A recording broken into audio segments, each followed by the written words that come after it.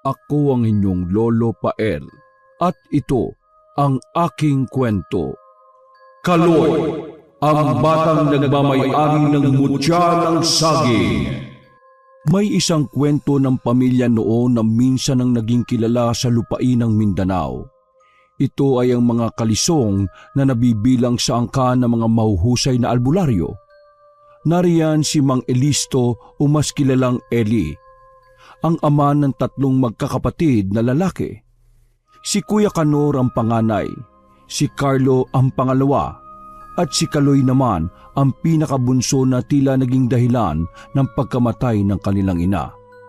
Dahil ng isilang ito ay nagkaroon ng komplikasyon sa panganganak na siya nitong ikinamatay. Ang pangyayaring yun ang siyang dahilan kung bakit minsan ay habang lumalaki ang bunsong si Kaloy ay tila sa kanya isinisisi ang pagkawala ng ina. Isang bagay na hindi niya maunawaan noon dahil sa kanyang murang isipan at walang kakayahan na intindihin ng mga bagay-bagay kung bakit sila nagagalit sa kanya. Ngunit habang lumalaki siya ay unti-unti niyang nauunawaan ng lahat ng sinasabi sa kanyang mga panunumbat. Kung bakit palaging mainit ang ulo sa kanya ng mga ito at kung bakit minsan ay nagagawa siyang saktan pisikal man o emosyonal.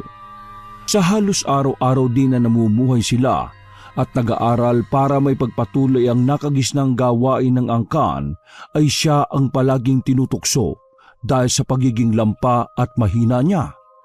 Kahit kailan talaga napakabagal mo maglakad, Kaloy. Tingnan mo, magdidilim na. Niwala pa tayo sa kalahati ng paglalakbay natin. Kapag nainis kami ni Carlo baka iwan ka na lang namin dito. Bahala ka, madami pa namang aswang sa lugar na ito. Oo nga, iwan na natin yan kuya. Hindi na talaga nagbago Mula noon hanggang ngayon Paasanin pa rin natin ang batang yan. Alam mo na kasing malayong paglalakbay na ginagawa natin, sobrang bagal mo pang maglakad. Isa pa, napakalampa mo. Ilang beses ka nang nadadapa Tinan mo yung mga sikot tuhod mo, napakarami ng sugat. Pasensya na po kuya. Sa totoo niyan ginagawa ko naman po lahat para makasabay sa inyo Sadyang madali lang talaga ako mapagod at mahina ang tuhod ko. Ang sakit-sakit na nga po ng mga paa ko Kaya sana kahit konting pasensya po mga kuya. Ay nako, hindi pwede ang ganyan sa angkan natin.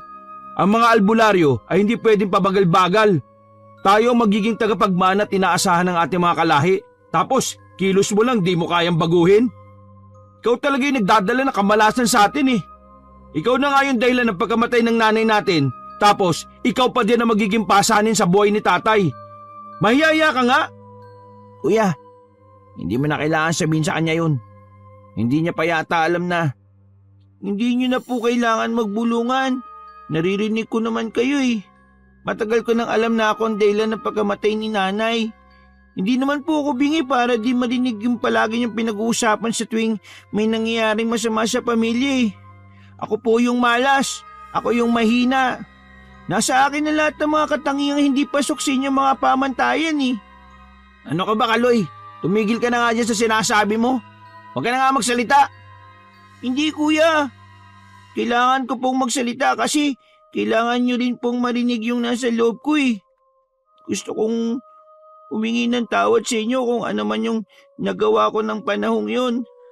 Ang hindi ko lang maintindihan ay bakit ako ang kailangan sisihin sa pagkamatay ni nanay? Ano bang muwang ko nun? Ginusto ko ba yun? Ginusto ko bang walang makagis ng ina? Sinisigaw mo ba kami? Ano, lumalaban ka na?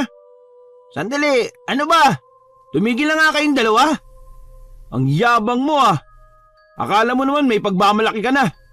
Talampa mong yan. Kung makasigaw ka, akala mo kung sino ka. Ano ba akala mo? Kaya ka namin pinagsasabihan na mahina dahil ganun lang yon? Hindi Kaloy, hindi ganun yon. Kung hindi, bakit? Totoo namang mahina ka Totoong pasanin ka, lalo na ni Itay. Pero itong tatandaan mo Kaloy, hindi sa lahat ng pagkakataon ay nasa tabi mo kami. Paano kung isang araw wala kami ni Itay? Sinong tutulong sa'yo? Kailangan mong maging matapang, maging malakas para di ka mapahamak. Hindi ko naman talaga gusto to Hindi mo gusto ang ano, ha Kaloy? Hindi mo gusto na ituloy ang misyon natin? Opo. Kailangan ba talaga natin gawin to? Bakit yung ibang bata nakikita ko nag-aaral lang, naglalaro, samantalang tayo, lakad ng lakad at kung saan saan nakakarating. Hanap ng hanap sa mga mutyang di ko naman alam kung bakit kailangan natin hanapin. Ano bang mapapala natin sa mga yan? Hindi ko maintindihan kuya eh. Ano bang pinaghahandaan natin? May kaaway ang angkan natin? O may gera bang magaganap kaya... Huwag ka mag-alala, Kaloy. Dahil lahat ng tanong mo ay tanong din namin ni Kuya. Mas marami na kaming pinagdaanan kaysa sa iyo na mas bata. Pero kailangan natin magtiwala sa tatay. Kapag sinabi niyang aralin natin ang kaalamang natanggap, gawin natin. Siya ang mas nakakalam sa tama at mali. At kung para saan ang lahat ng ito. Sundin na lang natin ang sinasabi niya. Dahil mas alam niya kung bakit natin ito ginagawa. Tama. Kaya wag na kayo masyado mareklamo, no? Wag na rin kayo magtanong o kokontra pa. Tara na. Nauubos na yung oras natin eh. Kailangan pa nating umakyat sa bundok na yon para sa mutya ng saging na ayon sa bulong-bulungan sa bayan minsan ang nakita sa tuktok. Maganda rin kayo. Gaya nung una baka mapasabak din tayo sa labanan dahil siguradong may nagbabantay sa mutyang yon. Nang sabihin niyo ng kanyang kuya ay walang nagawa si Kaloy kundi ang huminto na lamang sa pagluha at sumunod sa paglalakad ng mga kapatid. Tama rin ang kanyang turan, mula nang magkamalay siya sa gawaing albularyo ay palagi na siyang isinasama sa mga paglalakbay. Ginagawa nila yon sa tuwing may napapabalita na may mutya sa isang lugar. Ito na rin ang tila nagiging misyon nila dahil na rin sa kagustuhan ng ama na sila ay makakuha ng marami upang matawag silang mahusay na albularyo at antingero. Noong mga panahon kasi nila, ang may pinakamaraming mutya, anting-anting at iba pa ang siyang itinuturing na malakas sa buong angkan. Ngunit ang pagkuha ng mga ganoong bagay ay hindi nagiging madali. Gaya ng sabi ng panganay na si Kuya Kanor, ang bawat mutya o anting-anting ay binabantayan ng kakaibang nilalang. Maaaring engkanto, lamang lupa, aswang o kaya naman ay ermitanyo na nagbibigay pagsubok sa kanila bago makamit ang inaasam. Marami na silang paglalakbay at pagtatangkang pagkuha sa mga mutya. Ngunit iilan lamang dito ang may tuturing na tagumpay dahil karamihan natatalo sila at walang naiuuwi. Kung isa sa larawan naman ang katangian ng magkakapatid, si Kuya Kanor na panganay ang may tuturing na pinakamatapang sa kanila. Siguro bukod sa nakatatanda ay dapat talaga itong maging tila magandang halimbawa sa dalawa upang gaya niya, lumakas din ang loob at tumapang ng mga kapatid. Samantala, si Carlo na pangalawa ay may tuturing ding matapang, ngunit hindi gaya ni Kuya Kanor, magaling lang ito sa salita ngunit sa gitna ng kagipitan o labanan ay duwag ito. Puro salita ngunit kulang naman sa gawa. Ang huli ay si Kaloy na pinakabunso ang talaga namang pinakamahina sa kanilang tatlo. Gaya ng unang salaysay, lampa ito at laging nadadapa. Hindi rin ito kayang ipagtanggol ang sarili dahil kung wala ang mga kapatid, malamang sa malamang ay ilang beses na itong napahamak o kaya naman ay matagal nang binawian ng buhay. Bukod dyan, dumagdag pa ang tila pressure sa kanilang mga balikat dahil nasa dugo nila ang pagiging mahusay na albularyo at ang ama ng tatlo. Si Mang Eli, ang pinaka-inaasahan noon sa buong baryo kaya naman hindi sila maaaring mabigo sa palaging ipinapagawa ng ama. Kumbaga, kahihiyan kung sila ay makikitaan ng kahinaan. Isa pa, kapag nawala na ang amang si Mang Eli, isa sa kanila ang dapat na pumalit kaya bago mangyari yon, dapat sila ay masasabi ng handa upang hindi mapaya sa angkang kinabibilangan. Matapos ang halos 2 oras na lakaran, narating na nila ang itaas ng kabundukan kung saan natatanaw ang napakaraming puno ng mga saging at iba pa. Iba't ibang uri ng puno ng saging ang nakikita nila at hindi rin sila sigurado kung alin sa mga punong yon ang may mutya. Dahil kinain na ng dilim ang buong paligid. Nagpasya ang magkakapatid na magpalipas muna ng gabi. Si Kuya Kanor ang naghanda ng kanilang matutulugan kasama na ang paggawa ng apoy upang hindi sila lamigin. Si Carlo naman ang naghanda ng kanilang makakain, mga nilagang kamote, saging at iba pa. Samantala, si Kaloy ang inutusang maghanap ng mga bulok at maliliit na sanga upang maging panggatong sa kanilang apoy. Etong Sulo, maghanap ka ng mga panggatong ha. Huwag ka lang masyadong lalayo sa kinalalagyan natin dahil mahirap ang maghanap ng nawawala sa gabi. Sumigaw ka, tawagin mo kami kung kailangan mo ng tulong. Maliwanag? Pero kuya, natatakot po ako eh. Baka pwede po na magpasama ko kay Kuya Carlo. May ginagawa ang kuya mo. Kapag sinaba mo siya, anong kakainin natin mamaya? Lagi ka pa namang gutom. Isa pa, ano bang laging bilin ni Tay Eli sa atin ha? Sumunod po sa nakakatanda. O ngayon, tatanungin kita, sino mas matanda sa atin, Kaloy, ha? Kayo po ni Kuya Carlo. Pero wala naman po sa edad, hindi ba? Kapag sariling kaligtasan mo ang kailangang intindihin. Yang ka na naman, Kaloy eh. Nakikipagtalo ka na naman sa akin eh. Ba't ka matatakot para sa kaligtasan mo? Ano bang silbi ng mga itinuro sa atin, Itay, kung hindi mo gagamitin kung sakaling may panganib? Isa pa, hindi ba't sabi ko na sumigaw ka o tawagin kami kapag kailangan mo ng tulong? Sige na, baka abutin tayo ng umaga dahil sa pagdadahilan mo. Bilis na, Kaloy! Bilis na! Sige po, kuya.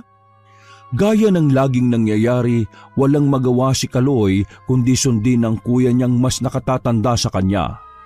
Gamit ang sulo, matyaga siyang naghanap ng mga bulok at tuyong sanga na magsisilbi nilang panggatong. May iilan siyang napupulot pero hindi ganun karami. Sa takot na baka pagalitan siya ng kanyang mga kuya, panandalian siyang lumayo upang mas makahanap ng mas marami pa. Ilang minuto nang makarami-rami na, naisipan niyang lumingon kung nasaan ang kanyang mga kuya. Ngunit kadiliman lamang ang kanyang nakikita. Hindi na niya matanaw ang apoy na binuo ng kanyang kuya.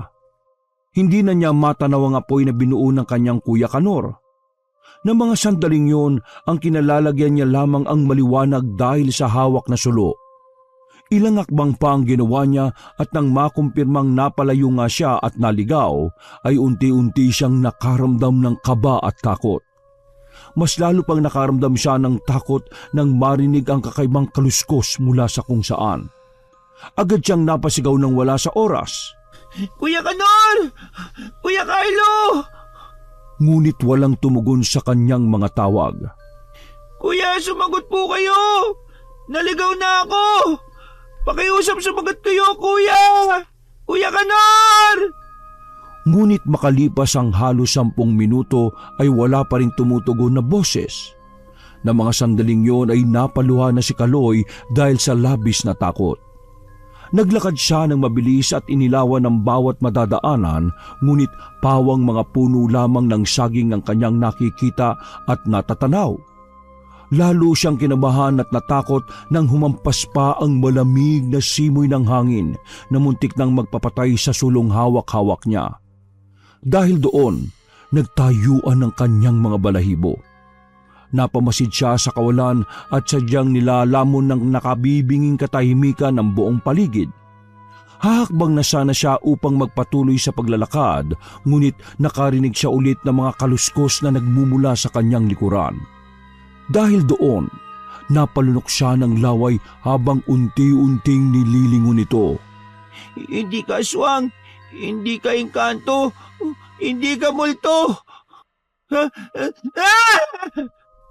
Napasigaw si Kaloy at nabitiwan ng mga hawak na sanga dahil sa pagkagulat nang tumambad sa kanya ang isang matandang lalaki na sobrang kulubot na ang balat. Puti na ang mga buhok at nakayuko. Puti na ang mga buhok at nakayuko na rin na tila kuba. May hawak yung sanga na nagsisilbi nitong tungkod. Sino po kayo? Anong ginagawa niyo rito sa tuktok ng sagingan? Gaya ko ba'y narito kayong tatlo para sa mutya ng saging? Teka, bago ko po kayo sagutin, bakit alam mong tatlo kaming narito? Saka, bakit alam mo yung tungkol sa mutya? Albularyo ka din ba o isang ermitanyo na bantay ng mutya ng saging? Kanina ko pa naririnig na isinisigaw mo ang pangalan ng dalawang lalaki, Kuya Kanor at Larlo, hindi ba? Napakamot sa ulo si Kaloy dahil sa tinurang yun na matanda. Saka, totoo bang albularyo ka? Ilang taon ka na ba? 12? 13? Heh, napakabata mo pa para ituring ang sarili mo na isang albularyo. Hindi pa naman po ko ganap na albularyo. Pero kami sinasanay na at may kaalaman na tungkol sa ganong gawain. Pero hindi niyo pa po sinasagot yung tanong ko eh. Sino po ba kayo? Kilala ko sa maraming pangalan. Ngunit estranghero ako sa taong hindi ko lubos na kakilala kagaya mo. Hindi ko po maintindihan yung sinabi niyo. Narito ba kayo para sa mutya? Opo, nandito kami para kunin ang mutya ng saging. Saka hindi po ako 13, 15 anyos na po ko. Bata ka pa rin. Kaya pala. Anong kaya pala? Teka lolo, naliligaw po kasi ako eh. Hindi ko na makita kung nasaan sila kuya. Baka po pwedeng matulungan niyo ako. Hindi ka naligaw. Sadyang iniligaw ka. Alam mo na kung sino o ano ang may gawa nun. Sinadyang iligaw? Nino po? Halika, lumapit ka't ibubulong ko. Baka marinig kasi tayo ng mga nilalang na tinutukoy ko. Inilapit ng binatilyo ang kanyang tenga sa matanda at pinakinggang mabuti ang ibinulong nito. Kabunan. Nang marinig ni Kaloy ang katagang ibinulong ng matandang lalaki, napaatras siya at nanlaki ang kanyang mga mata sa pagkabigla.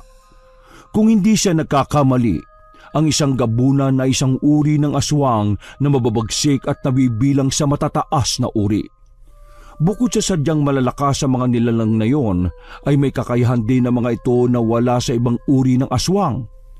Kaya nilang magbago ng anyo anumang oras nilang gustuhin.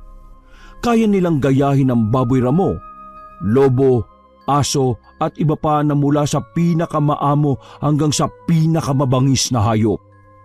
Bukod doon, kaya rin nilang manakit at maging halimaw kahit sikat pa ang haring araw. Sila ang mga aswang na hindi nakakalipad at kumakain ng tao minsan sa isang taon. Ang mga gabunan din ang itinuturing sa kanilang lupain na malakas at nakakatakot na kalaban ng tulad nilang may lahing albularyo o antingero.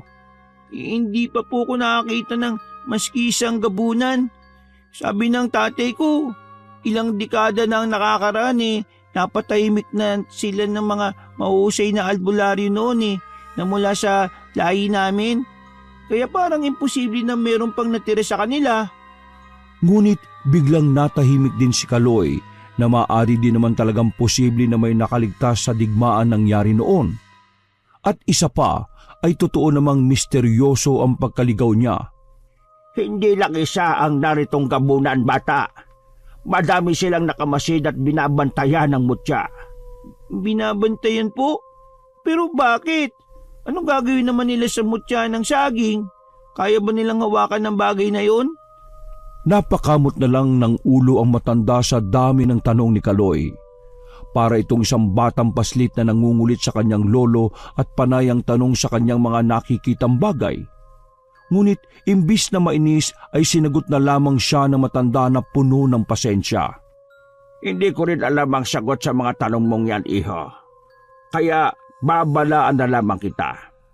Hanggat may oras pa ay bumaba na kayo ng bundok na ito at wag nang bumalik pa. Hindi kayo ligtas dito. Mga bata lamang kayo. Hindi nyo kakayaning labanan ng mga mababangis na gabunan. Maraming gabunan dito. Bakit kayo po? Hindi kayo aalis o tatakas para makaligtas mula sa kanila?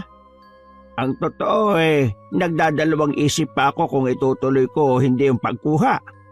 Hindi ko rin kasi kabisado ang kapangyarihang taglay ng mga gabunan. Ako man nangangamba sa buhay ko. Kung gayon, kailangan ko na makabalik sa mga kapatid ko. Ayaw ko mapahamak ni isa man sa amin. Maski naman naging malupit sila sa akin mula nung bata pa ako, mahal na mahal ko pa rin sila. Sasabihin ko umuwi na kami dahil merong mga malalakas na kalaban. Tama. Kumbinsin mo sila, iho. Bilisan mo. Tumatakbo ang oras. Bubulong ako ng orasyon para maalis ang pagkaligaw sa iyo. Magtungo ka sa kaliwang direksyon. Naroon ang mga kapatid mo. Sige po. Maraming salamat po. Nang tumalikod sa matandang lalaki si Kaloy, napansin niyang nagbago ang daan. Nang muli niyang ibaling ang tingin sa isa upang magpakita ng tuwa, wala na ito roon. Napabuntong hininga siya bago muling pulutin ang mga nabitiwang panggatong at bumalik sa kanyang mga kuya. 5 minuto lamang ay natanunan niya ang lugar na may apoy kaya't alam niyang naroon ang kanyang 2 kuya. Nang makarating, agad niyang ibinaba ang panggatong at hindi na nagdalawang isip pa na sabihin ang ipinagbilin sa kanya na matandang nakausap. Kuya, kailangan na po natin makalis sa lugar na ito ngayon din. Ang pagkuha sa mutya, wag na po nating ituloy. Delikado. Anong sinasabi mo, Kaloy? Malamang, naduduwag na naman yan, kuya. Anong duwag? Hindi ba't sa ating 3 ikaw ang pinaka? Oy, tinatanong kita, Kaloy. Anong sinasabi mo na kailangan na nating umalis dito? Wag na po natin kunin ang mutya, delikado. Hindi pwede, Kaloy. Alam mo kabilin-bilinan sa atin ni tatay na kailangan nating makuhang mutya. Kung ano man yung kinatatakutan mo, wala akong pakialam. Wala saan ka natin ang mahina at duwag. Aharapin ko kung ano mang pagsubok ang pwedeng ibigay ng mutya. Basta makuha lang natin yon. Pero kuya, kung natatakot ka, umalis ka na, umuwi ka na. Pakinggan niyo muna ako, kuya. Bago kayo magsabi ng masasakit na mga salita. Para naman sa atin to Huwag na tayong tumuloy dahil tumigil ka na nga sa kalokohan mo. Pinakuha ka lang ng panggatong nag-aasang bata ka na naman. Kuya, may mga gabunang nakabantay sa mutya. Ilang segundo ng katahimikan ang namayani sa 3 magkakapatid. Ngunit bigla ring natapos yun nang biglang humalakhak ng napakalakas ang 2 nakakatanda. Pinagtawanan nila ang sinabing yon ni Kaloy. Dahil determinadong pakinggan siya ng mga yon at makumbinsin niya ang mga ito, ay muli nitong inulit ang kanyang sinabi. Nagsasabi ako ng totoo, mga kuya. Hindi po ako nagbibiro. Bakit kayo tumatawa? Paano hindi kami matatawa? Gabunan ang paulit-ulit mong dinadahilan. Nakikinig ka ba sa angka natin? Matagal na natin silang natalo, Kaloy. Matagal na silang nanahimik o marahil nga wala na sa lugar natin. Saka, saan mo ba nakukuha yung mga sinasabi mo? Kaya ka ba nawala na matagal dahil nag-iisip ka ng idadahilan para umuwi na tayo? Dahil ang totoo, ulitin ko takot ka lang, Kaloy. Takot ka! Bakit ayaw niyong maniwala sa akin? Isang albularyo din na nagsabi sa akin noon na mas nauna sa atin na magpunta rito. Nakita ko sa mga mata niya na nagsasabi siya ng totoo Sa totoo nga niyan, naligaw talaga ako kanina dahil sa kagagawa ng isang gabunan at siya ang tumulong para makabalik ako sa inyo. Para masabi ko ang impormasyon na to. Nakakatawa ka talaga, Kaloy. Albularyo, sa gitna ng madilim na sagingan. Nako, malay mo, gabunan na yung nakita mo at nagpapanggap lang. Nauto ka naman. Huwag ka nang gumawa ng kung ano-anong kwento, Kaloy. Bilang nakatatanda sa ating 3, ako na nagsasabi sa iyong wala na mga gabunan sa lugar natin. Huwag ka na mag-ilusyon o mag-isip ng kung ano-ano. Natatakot ka lang kaya mo iniisip at nasasabi ang mga bagay na yan Kung nagsasabi ka man ng totoo, ano pa ang silbi ng mga kakayahan at kaalaman natin? Kung may mga aswang man, kayang-kaya natin silang labanan. Sa dami ng nakaharap natin, ngayon pa ba tayo matatakot? Pero iba ang mga gabunan, Kuya Kanor. Alam mong hindi natin sila kaya dahil... Uulitin ko, Kaloy Pwede ka nang umuwi kung gusto mo. Hindi ko kailangan ng isang duwag dito. Baka mamaya ikaw pa yung maging dahilan ng pagkatalo namin kung sakaling magkagulo dito. Sige na, umuwi ka na lang. Duwag! Hindi ako aalis nang hindi ko kayo kasama. Naku, bahala ka na nga sa buhay mo. Ang gulo-gulo mo. Umain ka na dyan. Ang tagal-tagal mong bumalik, nakaluto na't lahat-lahat eh. Kayo po Kuya Carlo, kumain ka na? Tapos na kami kanina pa no, sa'yo na yan. Pakabusog ka, para may lakas ka mamaya, baka gutom lang yan. Nagdesisyon ng dalawang kuya niya na manatili sa lugar na yon at hintayin ang pagbaba ng mutya ng saging. Walang nagawa si Kaloy kundi ang manatili na din dahil hindi niya kayang iwanan ang mga ito. Hindi niya kakayanin kung may mangyari sa kanila. Pinagtibay na lamang niya ang loob sa kung sakali mang may lumusob sa kanila ay nakahanda siya upang makatulong at hindi maging isang pabigat. Nang matapos siyang kumain ay nahimlay na ang kanyang mga kuya. Siya naman ay didalawi ng antok dahil sa labis na pag-aalala. Patingin-tingin siya sa paligid at nakikiramdam. Ayaw niyang makatulog dahil baka sa oras na mangyari yon ay doon sila salakayin ng mga gabunan.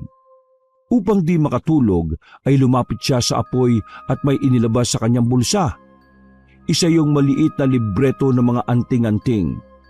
Isang maliit na libro kung saan may mga nakasulat na mga orasyon at mga pagpapakilala ng mga mutya. Binasa niya ang impormasyon tungkol sa mutya na sadya.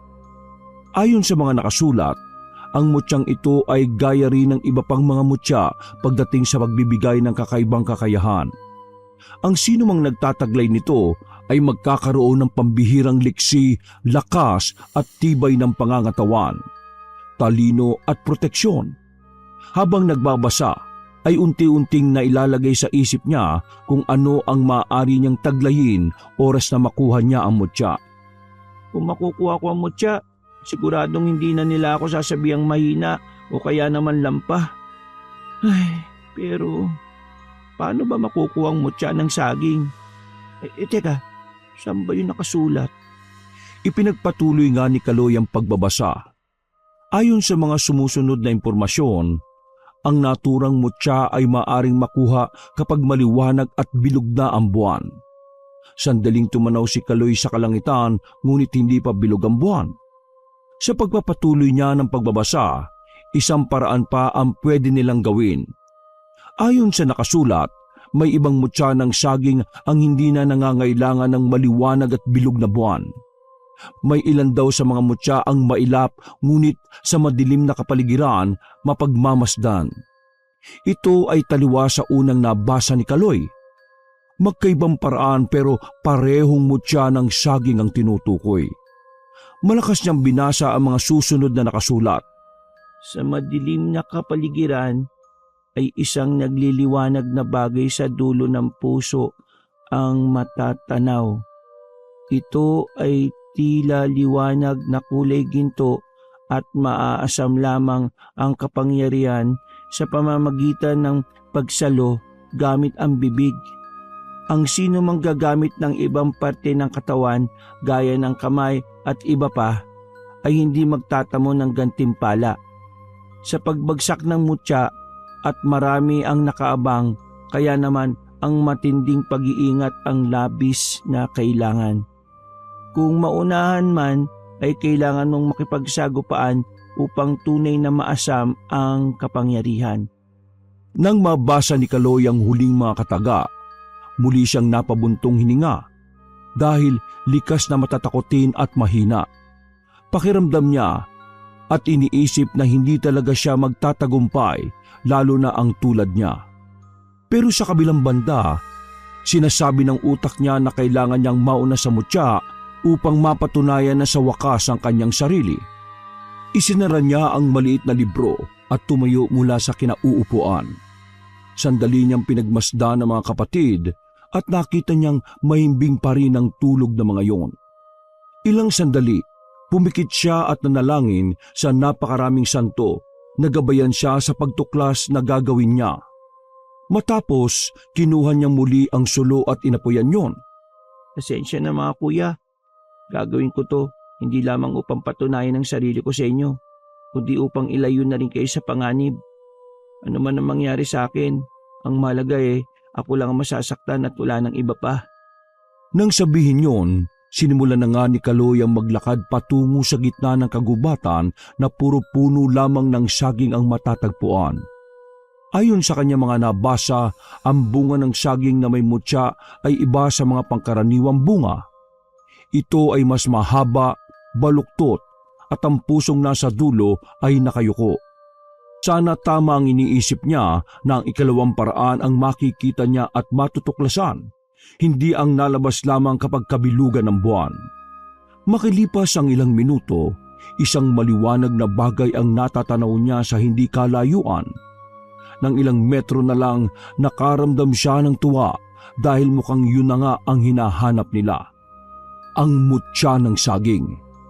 Doon, napagmasdan niya ang hitik at dikit-dikit na mga bunga na nasa dulo.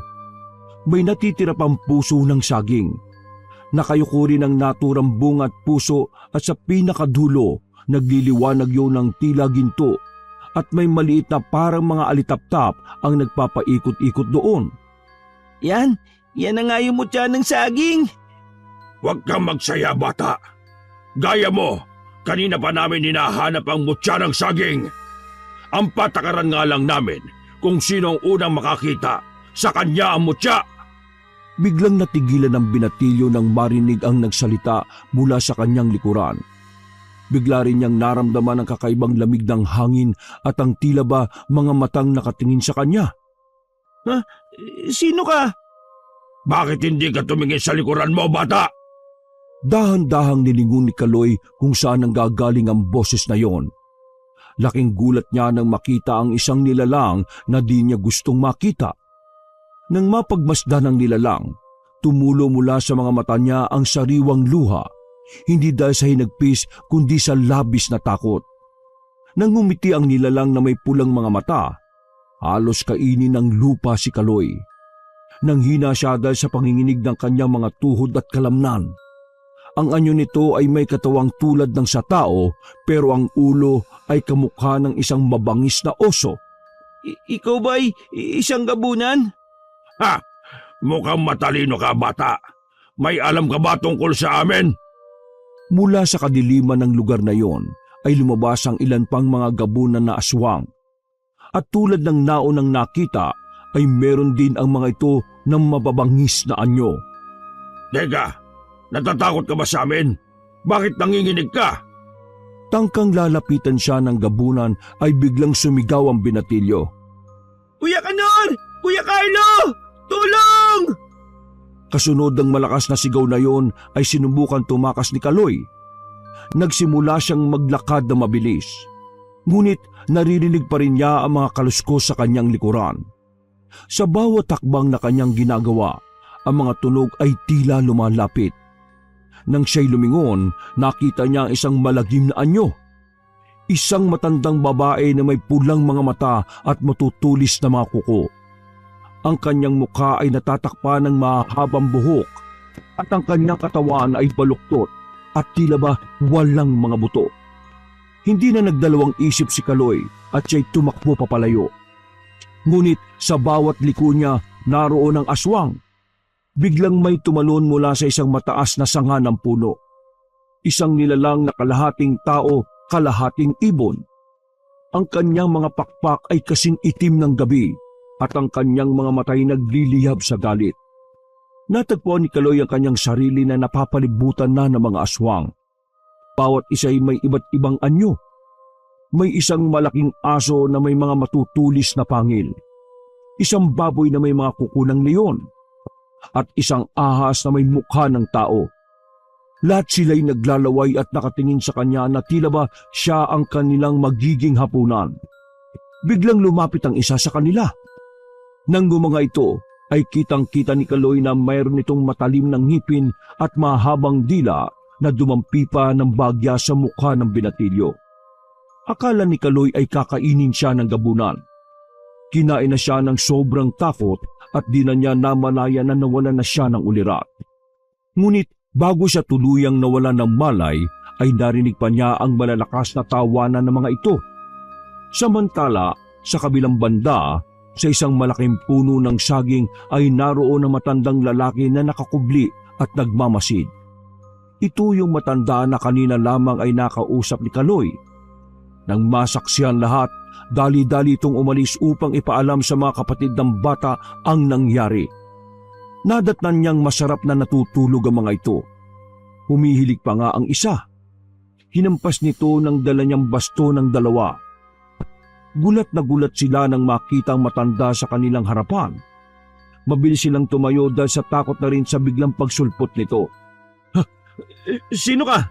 Ano ginagawa mo? Hindi na mahalagang malaman kung sino ako. Kung may binabala ka sa amin, tanda, huwag mo nang ituloy. Hindi mo kami kilala. Baka gusto mong patulang kita at tumigil ka. Nagpunta ako rito para sabihin sa inyong nasa kapahamakan ng kapatid ninyo. Nakita kong kinuha siya ng mga gabunan at kung ako sa inyo, magmadali kayo. Kung hindi ay baka maging pagkain siya ng mga aswang na yon. Ano? Kuya, wala nga dito si Kaloy. Talaga namang bata yun, oh. Napakapasaway. Saan nagpunta yun? Hindi ka ba nakikinig sa akin? Kinuha nga siya ng mga gabunan. Kung ganon, nasaan na sila? Saan namin makikita ang kapatid ko? Pinalaan na kayo ng bunso niyong kapatid tungkol sa kanila. Ngayon, ito na pagkakataong hinihintay ninyo dahil bukod sa mga gabunan, naroon din ang mutya ng saging na ipinunta nyo rito. Diretso inyong kanang direksyon at doon, matatanaw nyo mga hinahanap ninyo. Ngunit, isang bagay ang ibibilin ko. May mga bagay na sa gitna ng kamatayan ay kailangan pumili. Ang dugong nananalaytay sa inyo o ang bagay na pinapangarap ninyo. Sana piliin nyo kung alin sa dalawa ang lamang at tama para sa inyo. Ang labo mong kausap. Halika na, Carlo. Kailangan natin iligtas ang pasaway na batang yon. Oo, kuya. Umanda sa akin yon. Malilintikan talaga yun sa akin. Mabilis pa nga sa 4:00 ang pagtakbong ginawa ni Canor at Carlo upang puntahan ang bunso nilang kapatid na si Kaloy. Sinunod nila ang sinabi ng matanda. Tinungo nila ang direksyon kung saan sila liliko at doon nga nila nakita ang kanilang kapatid na nakatali sa isang puno ng saging. Ngunit bago pa man sila nakalapit, ay napatingala sila sa nagliliwanag na bagay mula sa puno ng saging na yon. Nagkatinginan ng dalawa. Kuya Kanor, hindi kaya yan yung mutya? Wala nang iba, Carlo. Yan na nga yun. Grabe, napakaganda niya. Sa wakas, nakita na rin natin. Ang atensyon nila ay tila nabatubalani na sa mutya at saglitan nakalimutan ang kalagayan ng kapatid. Naagaw lamang ang kanilang pansin nang marinig nila ang pag-ungol nito. Nakabusal din pala ang bibig nito kaya hindi nito magawang magsalita. Nagpupumiglas ito ngunit hindi siya makawala sa pagkakatali. Mula sa mga sulong hawak-hawak na nagbibigay ng liwanag, nakita nila ang ekspresyon ng bunsong kapatid na tila sinasabing huwag silang lalapit. Tinutuba na silang may kapahamakang naghihintay sa kanila. Lalakad na sana si Carlo ngunit pinigilan siya ni Canor at sinabing maghanda. Sandali, maging mapagmatsyag ka muna, Carlo. Hindi tayo pwedeng padalos-dalos ng kilos. Ha? Bakit kuya? Naalala mo yung sinabi ng matanda kanina? Kinuha ng gabunan ng kapatid natin. Posibleng nandito sila, kaya kailangan natin maghanda. Yung patalim, ilabas mo. Ay, oo nga pala no, nakalimutan ko. Kinakabahan ako. Ngayon lang ay may napansin ako nakatingin sa atin eh. Hindi isa, marami silang nag-aabang. Ibig sabihin, nagsasabi pala ng totoo si Kaloy. Mukhang may mga gabunan ngang nagbabantay sa mutya. Mula sa likod ng nagtataasang puno ng saging, naglabasa ng mga nakakatakot na nilalang. Pulang-pula ang mga mata ng mga iyon. May matutulis na mga ngipin at kuko, kasabay ng mga katawang may mahabang balahibo. Ang iba ay naglalaway at ang iba naman ay naglalabasa ng mahabang dila. Nang mga sandaling yon, sa unang pagkakataon ay naramdaman nila ang salitang takot na palaging nararamdaman ng bunso nilang kapatid. Carlo, alisin mo sa pagkakagapos si Kaloy. Ako nang bahala sa mga ito. Bilisan mo! Kilos! Sa paghakbang ng magkapatid ay siya namang pagsugod ng mga aswang na gabunan. Ang bawat lalapit ay isa-isang sinasaksak at sinusugatan ni Canor gamit ang patalim na minana niya pa mula sa kanilang lolo na albularyo. Mahusay sa pakikipaglaban gamit ang lakas ang binatang si Canor. samantalang bilis at liksi naman ang kay Carlo, na maski hinaharangan siya ng mga aswang ay nagawa nitong lumusot at malapitan ng bunso. Gamit ang sariling patalim, agad nitong inalis sa pagkakatali ang isa. Nang maalis, nakita ni Kaloy ang pagsugod ng mga aswang kaya't mabilis nitong tinulak ang kanyang kuya. Nasubsob sa lupa si Carlo. Si Kaloy ang sumangga sa sunod-sunod na pagsugod sa kanya ng aswang. Pinagkakalmot nila ang murang katawan nito. Nagkaroon siya ng malalalim na sugat. Kahit na ganoon, pinilit niyang lumaban. Kinuha niya ang sarili niyang patalim na nasa bewang at gamit ang lakas, pinagsasaksak niya ang bawat lalapit. Nang makita ni Carlo na nahihirapan na ito, mabilis siyang bumangon at sinipa ang mga aswang na nananakit sa kanyang bunsong kapatid. Lumayo ang mga aswang.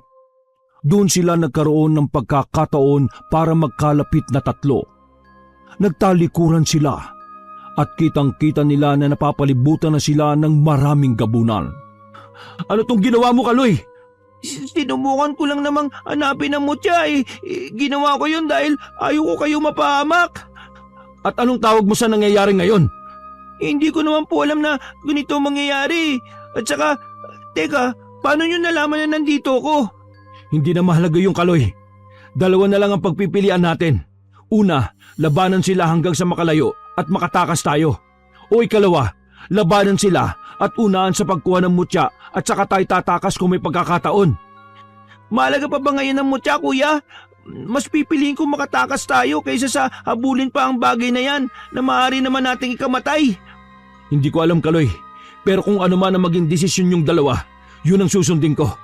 Alam kong mahalaga ang kaligtasan natin pero ayaw ko ring umuwi tayong luhaan at magmukhang kahiyahiya sa ating angkan. Sa palagay nyo ba patatakasin ba tayo ng mga ito? Kahit hindi natin kunin ang mutya, kung hindi tayo lalaban, papatay nila tayo.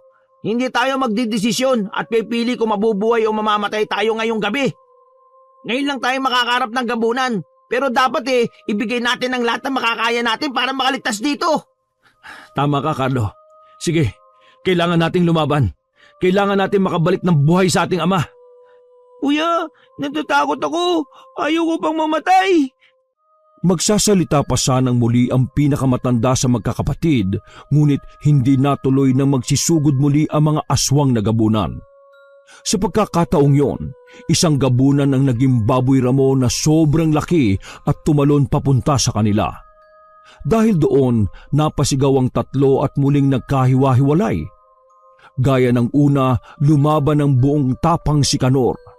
Si Carlo naman, nang papalapit na ang mga aswang ay parang bata itong nagtatatakbo. Samantala si Kaloy halos maihisa sa lawal na maging isang malaking aso ang kaharap na gabunan.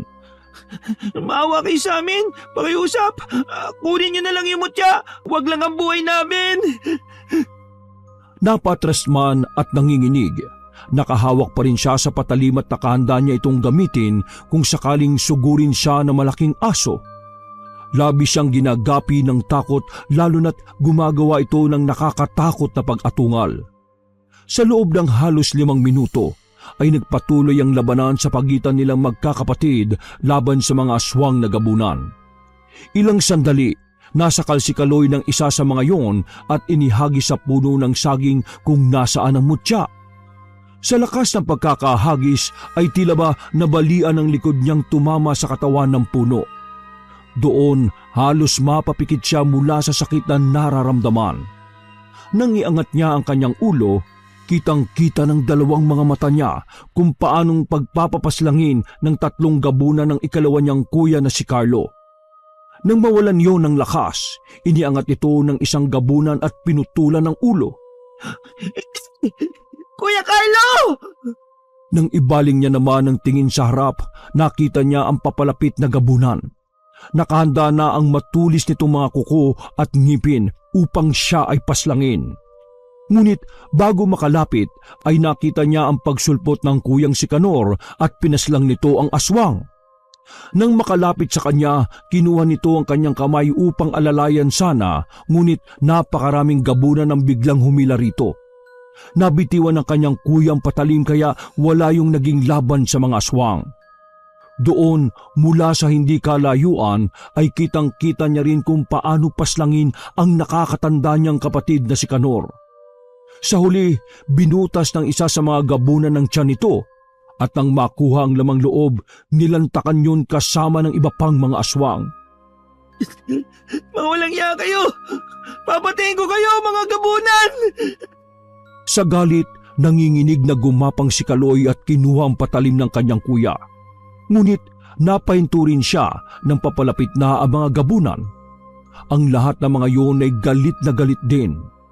Mas lalong namula ang mga mata at naglabasa ng matatalim ng ngipin kasabay ng pagtulo ng malagkit na laway. At pagwagayway ng mahahabang dila. Ilang segundo nakaramdam ng tila paglindol si Kaloy at nang tumingala siya, nakita niyang nasa harap pala niya ang nagliliwanag na puso ng saging kung nasaan ang mutya. Nang makita yun ng ibang mga gabunan, tila mga galit silang hayop na nagsitakbuhan papalapit sa naturang mutya. Si Kaloy naman, isa lang ang naiisip. Ang maunahan ng mga gabunan sa mutyang naging dahilan ng pagkamatay ng kanyang mga kapatid. Itinukod niya ang mga kamay at gamit ang natitirang lakas, itinulak niya ang sarili upang tuluyang makatayo. Nang mahulog ang mutya ng saging mula sa puso nito, sakto yung pumasok sa bibig ni Kaloy, bago pa man makuha at mahawakan ng mabalahibong kamay ng mga aswang. Kung pagmamasdan, tila nagliwanag pa sa kulay ginto ang bibig ni Kaloy bago yun mawala at muling tuluyang kainin ng dilim ang paligid. Nang malunok ito ng bata at bumagsak sa kinatatayuan, tuluyan siyang nawalan ng ulirat. Sa galit ng mga gabunan, sabay-sabay silang nagsitalunan at inilabas ang matatalim nilang mga kuko upang paslangin si Kaloy. Ngunit lahat sila ay nagtalsikan ng humampas ang isang piraso ng sanga sa kanila. Nang makabangon at makatayo, pinagmasdan nila kung kanino nang galing yon. Mula sa matandang lalaki. Bago pa man makaganti ang mga gabunan, biglang nawala ang matanda kasama ng walang malay na si Kaloy. Pagsapit ng umaga, nang magmulat ng mga mata ang batang si Kaloy, ay napagmasdan niya sa tabi ang bangkay ng kanyang mga kuya na sina Kanor at Carlo. Dahil doon, napahagulgul siya at naramdamang muli ang sakit, lalo na nang maalala ang mga senaryo kung paano napaslang ang mga ito. Ilang sandali, isang pamilyar na tao rin ang natanaw niyang nakatayo malapit sa kanya. Ikaw ba ang nagligtas sa akin mula sa mga gabunan? Oo, ako nga, iho. Bakit huli ka na nang dumating? Bakit hindi mo kami tinulungan ng sugurin kami ng mga gabunan? Kasi kung hindi mo naman talaga gagawin yun, bakit mo pa ako iniligtas? Bakit? Bakit? Unang-una, minabati kita dahil ikaw ang matagumpay na nakakuha ng inaasam na mutya ng saging. Ikalawa, Hindi yan ang tanong ko! Ang sabi ko, bakit hindi mo kami tinulungan sa gitna ng labang yon? Gayong may kakayahan ka naman pala! Bakit? Bakit hinintay mo pang mamatay ang dalawang kuya ko? dahil hindi ako tumutulong sa mga estrangherong hindi ko kilala, iho. Iyon ang sarili kong prinsipyo na kailanman ay hindi maaring questionin ninuman, lalong-lalo ka na isang bata at walang alam sa pag-aalbularyo. Siguro nga. Oo, bata ko. Pero alam ko ang tama at mali. Alam ko kung ano ang dapat na maging prinsipyo ng isang albularyo. Mula nang isilang ako hanggang sa lumaki, ang laging tinuturo sa amin, ang mga albularyo ay matatapang at handang tumulong sa kahit na sino. Kaya uulitin ko ang tanong, bakit hindi mo kami tinulungan? Bakit sa huli, iniligtas mo pa ako? Nasaan ang prinsipyong sinasabi mo? Nasaan? Sige, sasabihin ko na ang totoo, iho. Total, hindi na rin naman may babalik ang mga mahalagang tao na nawala sa'yo. Tama ka naman at tama ang mga aral na natanggap mo. Layunin nga ng angkan natin ang maging matapang at matulungin. Ngunit, hindi gaya ng mga nagpalaki sa'yo. Ako ang albularyong nakalimutan na ng lahat dahil sa paghahangad ng mas mataas at dahil na rin sa isang pangyayari sa nakaraan. Tama ang narinig mo. Mas naghahangad pa ako ng mas mataas at gaya ng ambisyon ng mga kapatid mo, gusto ko ring makuha ang mutya ng saging. Alam kong makakasagupan niyo mga gabunan at tinayaan kong mangyari yon. Dahil akala ko ay matatalo niyo sila. Sabi mo kasi lumaki kayo sa pagsasanay at kaalaman kaya't inaasahan kong magtatagumpay kayo. Ang iniisip ko habang nakikipaglabang kayo kapag malapit nyo nang makuha ang mutya ay saka ko ito aagawin. Alam kong alam mo ang nasa isip ko dahil naiisip mo na rin yon, hindi ba? Tama ka. Naisip ko yun pero hindi ako katulad mo. Hindi ka bagay magmay-ari ng mutya ng saging dahil wala kang puso. Wala akong puso. Anong tawag mo sa ginawa kong pagliligtas sa iyo at sa pagkuha ko sa bangkay ng mga kapatid mo? Sana tinulungan mo man lang kami bago mapatay ang kapatid ko. Sana buhay pa sila. Kasama ko pa sana sila ngayon. Wala na tayong magagawa. Nangyari na ang nangyari, bata. Sige, gusto mo pasalamatan kita sa pagliligtas mo sa akin? Pinilit umupo ni Kaloy at tumingin siya sa itaas. Isang malakas na pagdura ang kanyang ginawa sa may apak nito sa lupa. Sana hindi mo na lang ako niligtas. Hindi ko rin alam kung ano ang pumasok sa isip ko kung bakit kita iniligtas. Kung yung mutya lang naman ang gusto mo, bakit di mo na lang inagaw? Dahil nakita kong walang ibang pwedeng magmay-ari noon kundi ikaw. Ikaw ang pinili ng mutya. Alam yun ng mga gabunan. Ako ang pinili ng mutya at kapalit nito ang 2 buhay ng kapatid ko. Pero bakit ako ang pinili? Marahil ay nakita rin sa iyo ng mutya ang nakita ko sa iyo. Yun ay dahil may angkin kang katapangan at ganda ng kalooban. Palagi kang may malasakit sa iyong mga kapatid, iho. Magalit ka sa akin, ayos lang. Karapatan mo yon. Pero iho, tatandaan mo, sa susunod na kailanganin mo ang tulong ay palagi lang akong naririto. Mag-ingatan mo ang mutyang nakakabit na sa iyo. Gamitin mo ito sa kabutihan at hindi sa kasamaan. Sa huli, humihingi ako ng tawad sa pagkukulang ko bilang kaangkan mo sa dugo ng mga albularyo. Marami kang pagsubok na kakaharapin. Maging handa ka at bukas sa mga suliranin. Paalam, iho. Paalam. Nang mawala sa paningin ng matandang lalaki, ay saka lamang muling umagos sa mga mata ni Kaloy ang luha. Muli niyang tiningnan ang bangkay ng kanyang mga kapatid at dahil doon nakaramdam siya ng labis na paghihinagpis. Nilakasan niya ang loob. Tumayo siya at itinali sa likuran ng bangkay ng 2. Sa kanang kamay niya naman ay naroon ang ulo ng isa. Sa hindi inaasahan, nagkaroon siya ng kakaibang lakas na dahilan upang mabuhat at mabitbit niya ang mabibigat na mga katawan ng kapatid. Ilang oras na paglalakbay, sa wakas ay narating niya na ang kanilang baryo. Nang ilapag niya ang bangkay kasama ang putol na ulo, labis na galit at hinagpis ang naramdaman ng kanyang ama na si Mang Eli. Anong nangyari? Bakit patay na ang mga kapatid mo? Sabihin mo ang totoo.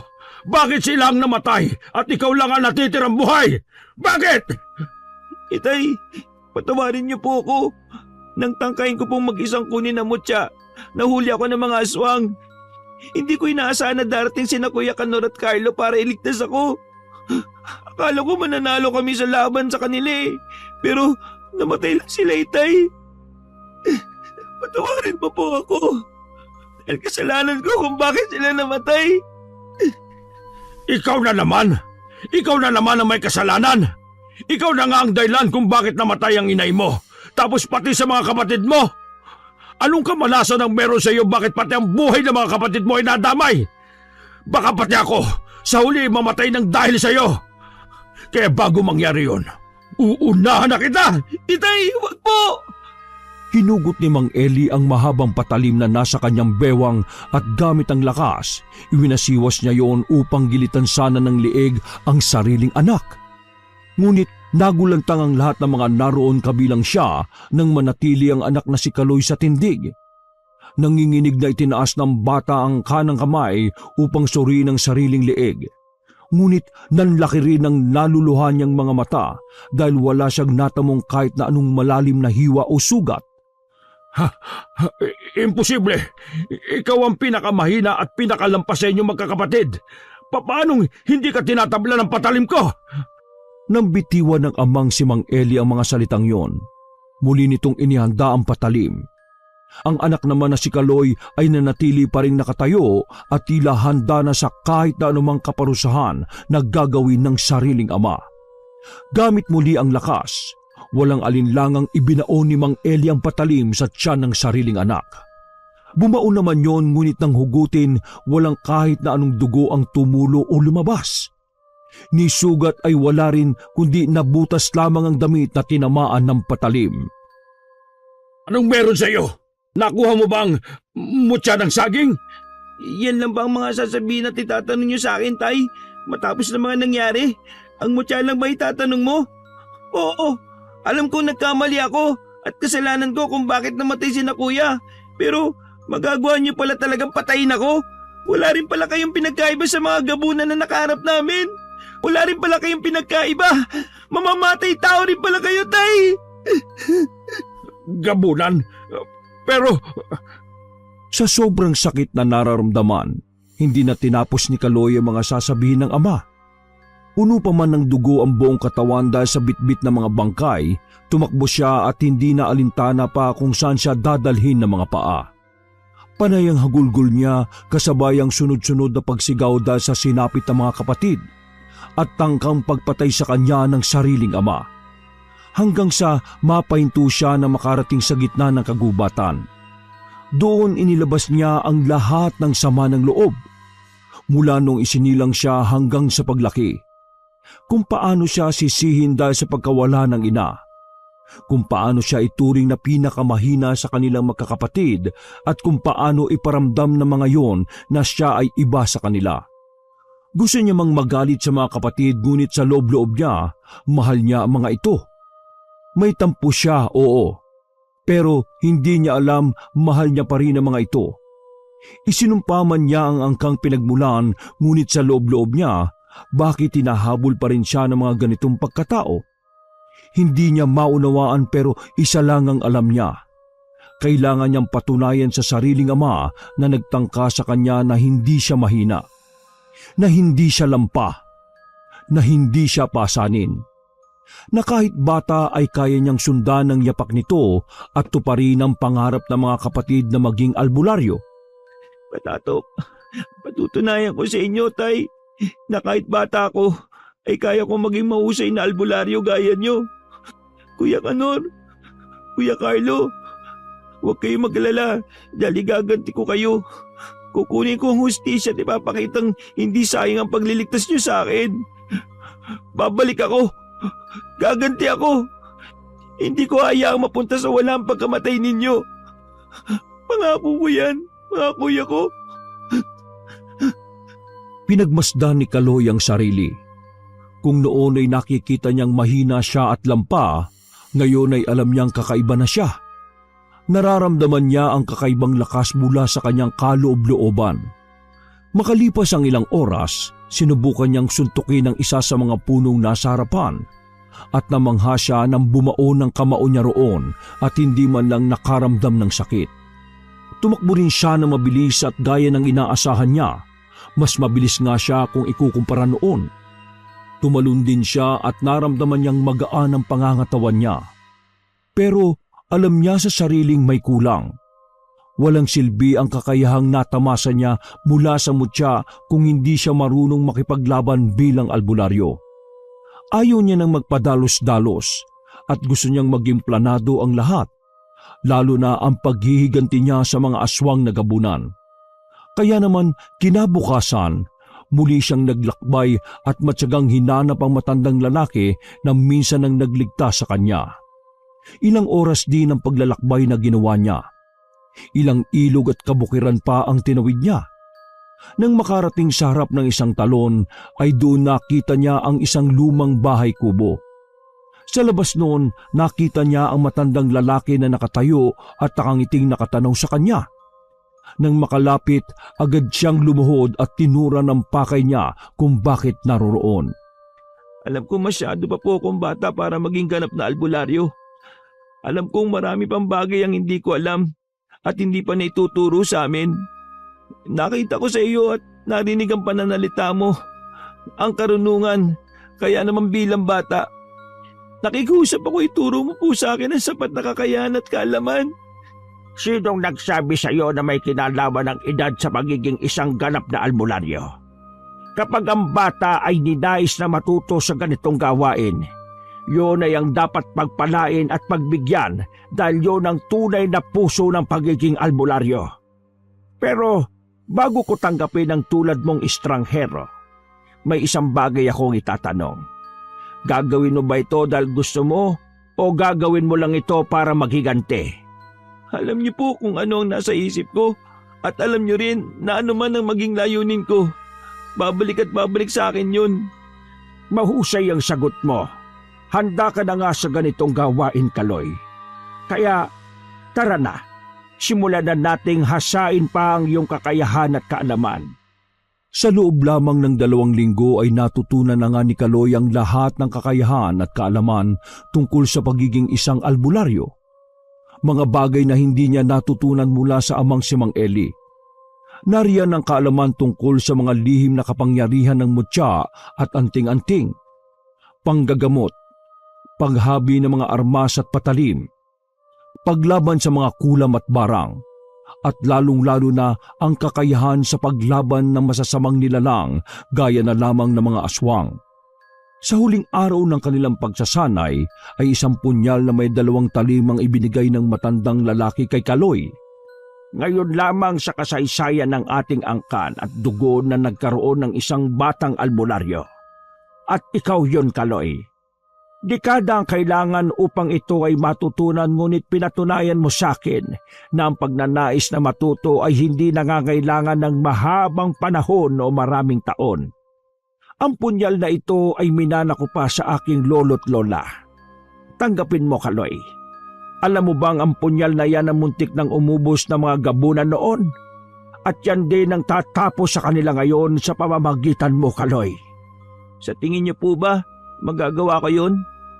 Malalakas sila at sobrang bagsik. Isa pa ay madami sila. Pero nasa iyo ang mutya ng saging, iho. Lahat ng kakayahan mo ay sapat na para mapuksa sila.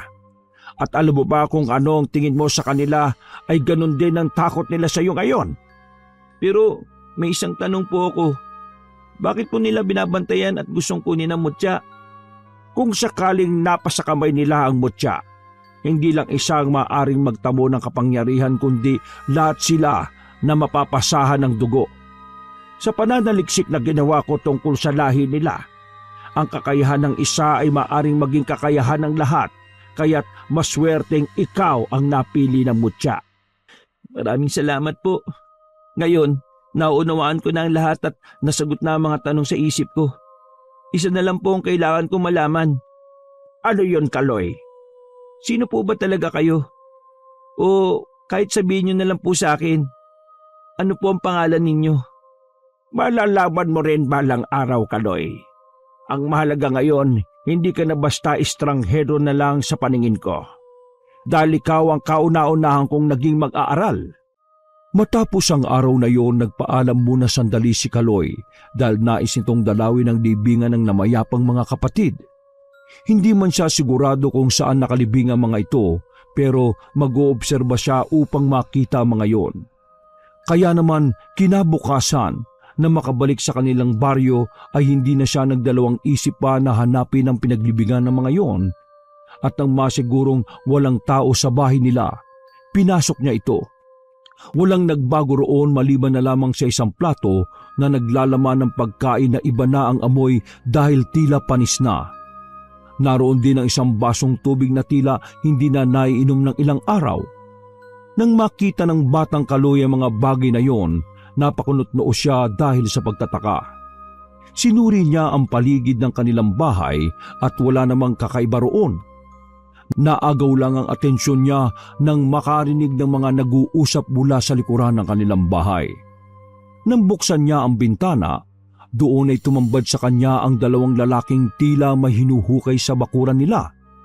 Nakita niya pa ang dalawang nakatumbang krus na marahil nakatayo roon dahil may inilibing o nakalibing.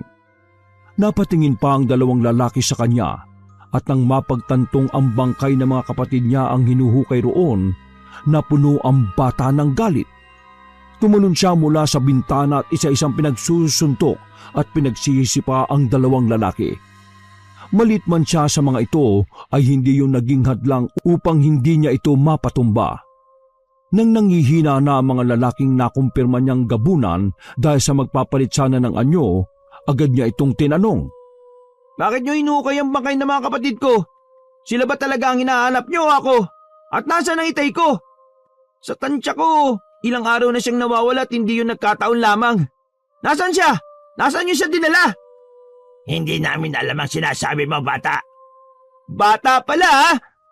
Sandaling pumikit ang batang si Kaloy at ilang sandali lamang bumulong ito ng kakaibang orasyon na itinuro sa kanya ng matandang lalaki. Maya-maya, nagwawala ang dalawang lalaking gabunan at nakahawak sa ulo dahil nananakit yon sa hindi maipaliwanag na dahilan. Nang hindi pa rin sila umaamin, mas nilakasan ni Kaloy ang orasyon at dahil doon nagsisisigaw ang dalawang lalaki. Sasabihin na namin, totoo ginala mo. Nasa poder namin ang ama mong albularyo. Dinukot namin siya. 3 araw na ang nakakaraan. Balak din namin kunin ang bangkay ng mga kapatid mo. Pero bakit? Anong dahilan? Alam mo na yon kung bakit. Dahil sa mutyang inagaw mo sa amin. Wala akong inagaw. Sabi nga ng isang mga kalahi mo, kung sino ang nauna ay siya ang magwawagi. Pareho tayo nag-aabang. Sadyang ako lang ang nauna. Pero hindi yung dahilan para idamay niyong ama at bangkay ng mga kapatid kong nananahimik na. Nasaan ang kuta niyo? Sabihin niyo! Naroon pa rin kami sa lugar kung saan mo nakuha ang mutya. Nag-aabang pa rin kami doon at nagbabaka sakali. Kaya hindi kami umaalis sa sagingan. Pero alam mong kapahamakan ang gagawin mo kapag pumunta ka ron, hindi ba? Oo, pero hindi na gaya noon. Ngayon, sisiguraduhin ko mga bangkay niyo naman ang aabutan ng umaga sa bundok na yon. At para patunayan, uunahin ko kayong patayin. Sandaling umatras kasabay ng pagpikit si Kaloy at ikinulong sa 2 palad ang punyal. Doon napagbasda ng mga gabunan na ang batang napaglaruan at nakalaban nila noon ay ibang-iba na. Alam nilang hindi lang yon dahil sa mutya, kundi nagkaroon ito ng kakaibang kaalaman. Sa pagbigkas ni Kaloy ng orasyon ay siya namang pagdilat niya. Sa bilis at liksi, 5 segundo lamang ay nahiwa niya mga lieg ng 2 lalaking gabunan. Natulala lamang ang mga yun at maya-maya bumagsak sa lupang kinatatayuan at wala ng mga buhay. Papatunayan ko sa angkan nyo na hindi lang ako basta bata, kundi batang albularyo. Ilang oras na lakaran, saktong pagsapit ng hating gabi ay nakarating ng muli si Kaloy sa sagingan. Kung saan din napas lang ang kanyang 2 kapatid at kung saan niya rin nakuha ang pinag-aagawang mutya ng saging. Dahil bilog ang maliwanag na buwan, makikita ang dandaang puno ng sagingan na karamihan ay hitik sa mga bunga. Bukod doon, maari nga namang magkaroon muli ng mutya, kaya marahil tama ang pinaslang niyang mga gabunan. Nanatili ang iba rito para doon. Habang papalapit si Kaloy sa gitna ng sagingan, ay tila lumalakas ng lumalakas ang kanyang pakiramdam. Kasama na ang pandinig at pangangatawan. Tila ang nalunok na mutya ay mas nagiging epektibo dahil nagbalik siya sa lupang pinagmulan nito. Ilang sandali, sa 2 pagkakataon ay muling naulit ang senaryong nakita niya noon. Mula sa likod ng mga puno ng saging ay naglitawa ng napakaraming pulang mga mata. Maya-maya pa'y inuluwa ang napakarami ding mga aswang na gabunan. Ang mga yon ay iba't iba ang mga anyo. May nagbago ng wangi sa hayop. Ang iba ay mahaba ang dila at mga buhok. Ang iba ay nakanganga at makikitang matutulis na mga ngipin. Ang iba ay nakataas sa mga kamay na may matutulis ding kuko. Magkakaiba man, pero kung pagmamasdan ay nakakakilabot ang kanilang mga itsura. Alam ni Kaloy na mapapalaban siya at alam niya ring minamaliit siya ng mga ito dahil sa bata siya. Kaya naman marahan niyang inilabas ang punyal na ibinigay noon ng matandang lalaki. Nang magawa, isang gabunan din ang sumulpot sa harapan niya at hawak-hawak noon ang sugutan niyang ama. Itay, anong ginawa nyo? Bakit nyo siya sinaktan? Hindi nyo alam ang kaya kong gawin dahil sa ginawa nyo. Mabuting at binuhay pa nga namin siya. Alam kong nakaligtas ka at nasa iyo ang mutya, kaya't hindi ko muna siya pinaslang. Ngayon, kung gusto mong mabuhay at makapiling pa ang ama mo, may kondisyon ako. Mutya kapalit ng buhay niya. Mag-isip ka. Alam mong bata ka pa at wala kang laban sa aming mga gabunan. Munti ka na nga naming mapaslang noon pero kapag naulit ang pagkakataon na yon, hindi ko nahahayaang mabuhay ka pa. Kaya ngayon, magdesisyon ka, bata. Kilala ko na kayo at alam kong isuko ko man ang gusto nyo ay papaslangin nyo pa rin kami. Kung noon ay nakita mong nanginginig ako at takot na takot, ngayon ay sisiguraduhin kong ikaw naman ang manginginig sa takot. At sinong tinatawag mong bata? Hindi mo ba alam na ang tinatawag mong bata ang papaslang sa'yo? Hindi inasahan ng gabunan ang sumunod na ginawa ni Kaloy. Umusal ito ng isang malakas na orasyon at mabilis na sinugod ang gabunang may hawak sa kanyang ama.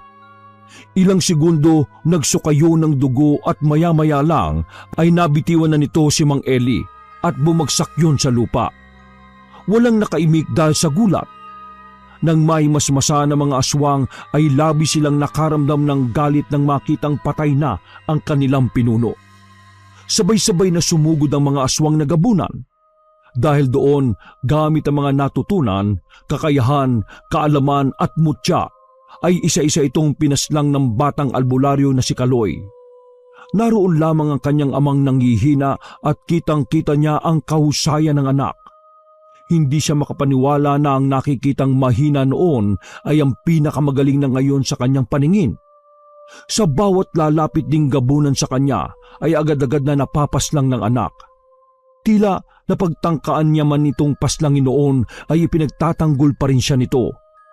Nakita niyang malaki man ang pagkakasala at pagkukulang niya ay mahal pa rin siya ng anak. Dahil sa senaryong napagmamasdan, nabuhayan ng loob si Mang Eli. Pumulot siya ng matigas at matibay na sanga. Gamit ang natitirang lakas, tinulungan niya ang anak na si Kaloy. Gamit ang napulot na sanga ay nakipagsabayan siya sa paglaban sa mga mababagsik na gabunan. Lakas, laban sa lakas. Liksi, laban sa liksi.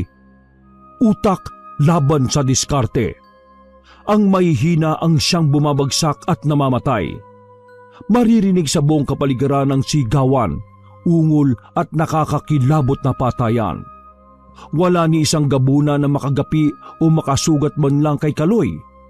Kung noon ay lalampalampas siya at mahina, ngayon ay halos hindi na siya madaplisan dahil sa taglay na lakas, liksi, kakayahan at kaalaman.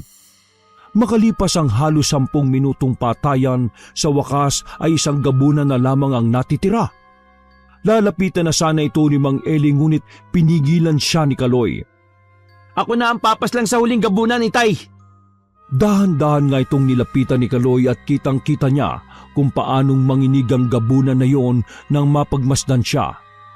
Ilang metro napaluhod ang gabunan at kitang-kita sa mga mata nito ang labis na takot dahil sa kaharap na batang albularyo. Patawarin mo ako, bata. Patawarin mo ako sa mga pagkakasalang nagawa ko sa iyo. Pakiusap, huwag mo kunin ang buhay ko. Iyan din ang katagang inusal ko sa inyo noon eh. Pero anong ginawa nyo? Pinaslang nyo pa rin ang mga kapatid ko, ang Kuya Kanor ko at Kuya Carlo ko. Sa tingin mo pagbibigyan ko ang pakiusap mo?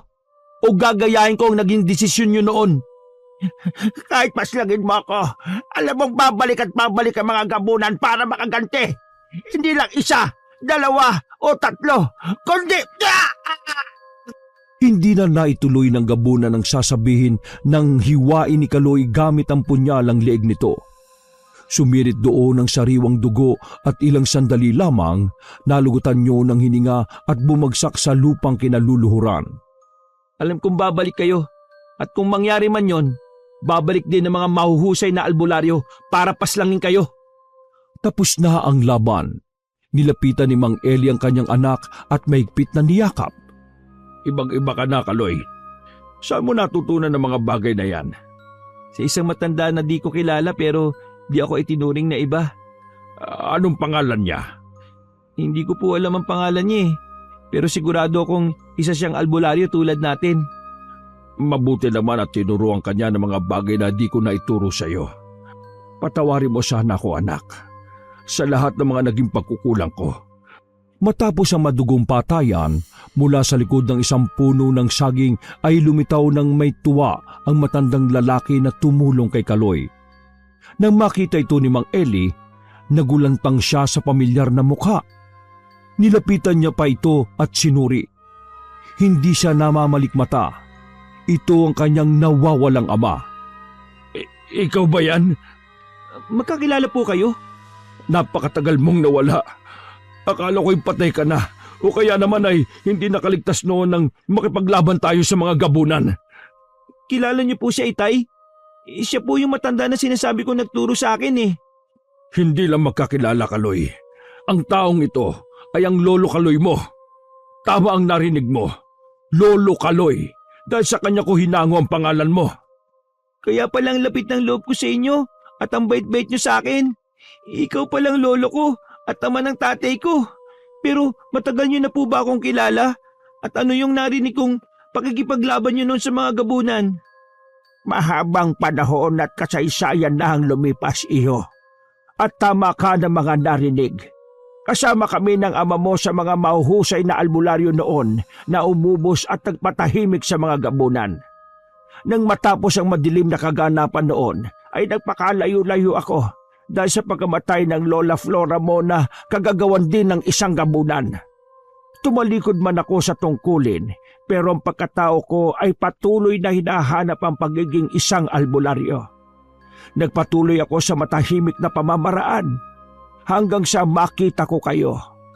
Muli, humihingi ako ng kapatawaran dahil hindi ko alam na kayo ay mga angkan ng kalisong at mga apo ko pa pala kayo.